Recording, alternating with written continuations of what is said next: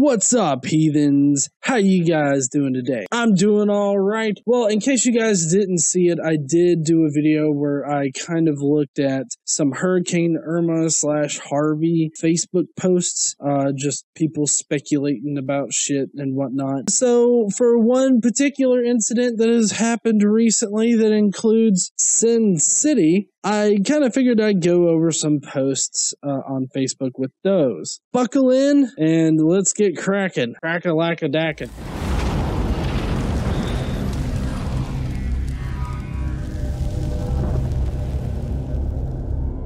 Dick dackin'. Wait, is that sexist? Already 30 seconds in. Dick jokes. Yeah, I'm keeping it up here. Keeping it real. The problem is not gun. It's hearts without God, homes without discipline, schools without prayer, and courts without justice. Like, I don't know what really compels people to make posts like this on Facebook, but it's really just ridiculous, especially the whole write amen and share now, or else you will die in your sleep tonight. It really amazes me that people still post this shit, because obviously there is an issue with guns, especially in this situation, because the guy had like 23 guns in his hotel room. Half of them were assault rifles, and the ones that he actually used to shoot out the window had bump stocks, which essentially turned them into automatic weapons. It's hearts without God.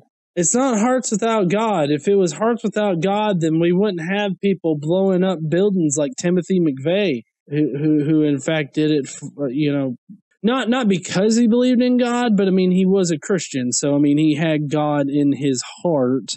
So, I mean, we wouldn't have that kind of person. Also, there's, other people. There was this one kid up in Oregon who was shooting sinners at his school with a hunting rifle. So it's not hearts without God. Also not homes without discipline. Most likely, if you beat your kids are going to turn out to be assholes. Kind of assholes that'll shoot a motherfucker just because they parked in the wrong parking spot. Or other minor road rage things. Schools without prayer. I can guarantee you prayer doesn't stop a bullet. Do not test this. I do not condone any tests done in this fashion. Prayer, I'm just telling you flat out right now, prayer does not stop a bullet. Prayer does not, detour somebody from shooting up that school and instead, I don't know, going to the shooting range or something. You never have a guy that just all of a sudden has a change of heart like, I thought about shooting up the school today, but I think I'm just going to go down to the shooting range and unload all my anger there because that'll be more therapeutic than, killing a bunch of people. They don't just up and automatically decide that they're not going to shoot up that school. Courts without justice. Honey, I want you to listen to this. If a madman wants to kill innocent people, he will find a way. Killers don't need guns to kill people. Timothy McVeigh used fertilizer. 9/11 terrorists used box cutters and planes. The Nazis used cyanide gas. And ovens, by the way. Get it right, goddamn meme.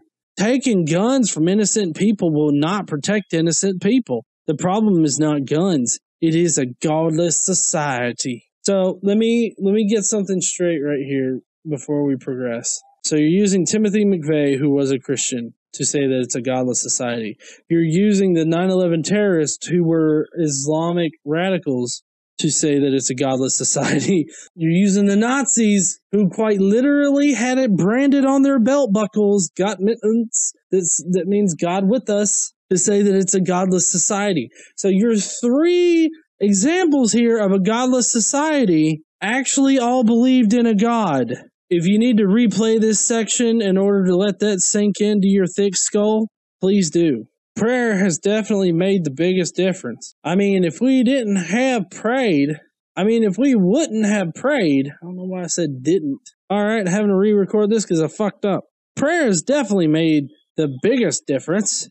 I mean, if we wouldn't have prayed, somebody probably would have just nuked all of Vegas and then there would be nothing left.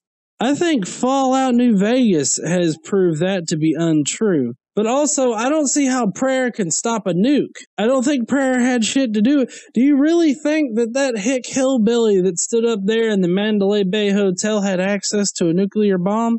or even like the materials to create one, or even the intellect to figure out how to make one. They wouldn't have just nuked it. Amazed at the stories of selfless love and bold heroism that are coming out of hashtag Vegas attack. Sin City is becoming Jesus City. Well, of course, because only Jesus saves at Geico. 15% at Geico is what Jesus saves. Your ass is named Jesus. Get on down there right now to that there Geico.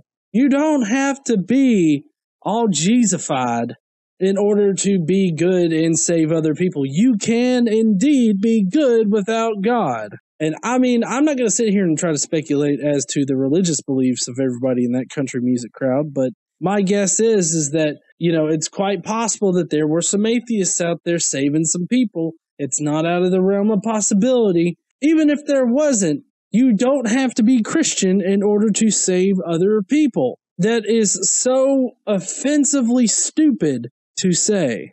Nothing could have stopped this tragedy except for this evil man's conversion to Jesus Christ.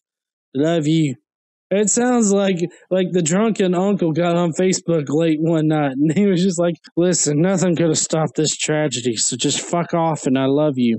There's plenty of things that could have stopped this tragedy. Maybe not completely stop the tragedy, but quite possibly have, prevented it from being as devastating as it was. Currently, as it stands, it's more than 50 people killed, and I think it was like over 500 injured in it. If there were proper, regulation on fucking stocks to where you didn't have these goddamn bump stock things, that could have reduced it. Not allowing people to buy assault rifles, which, unless you're a collector or in the actual fucking army, I don't know why you would need it. But I get the whole Second Amendment right to bear arms thing. I'm not here to try to take away your guns or anything like that. But I mean, it's hard to argue that he would have been able to do as much damage with a hunting rifle from that far away. I just think that there are definitely a lot of things that could have been done that would have prevented this. But also, I think that banning assault rifles and all that kind of stuff is really just a bandage on the system. I think that what you got to do is target, the whole bump stock thing.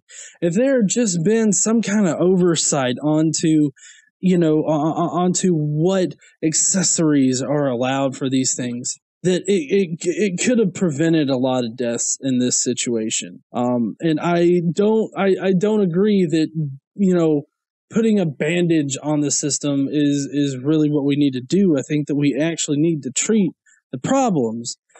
Problems being, how people can get devastating weapons like this when they're not supposed to.